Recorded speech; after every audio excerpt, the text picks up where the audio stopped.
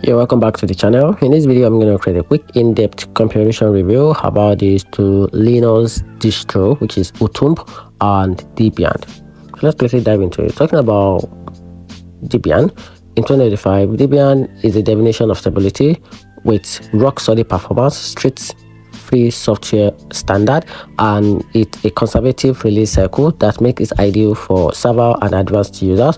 It runs for years without breaking and has an active community. The downside is that its software is often out of date and beginners may find the setup less user-friendly compared to modern distros.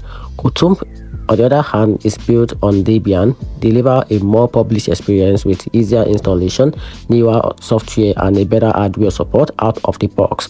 It's great for desktops, laptops, and beginners who want a system that works immediately. However, it comes with a more blunt, heavier resilience and a snap package, and also a slight less stability than Debian.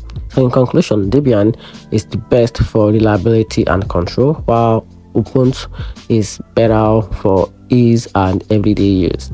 And that's it. Hope you find the video helpful. Turn on the notification button and subscribe for more reviews.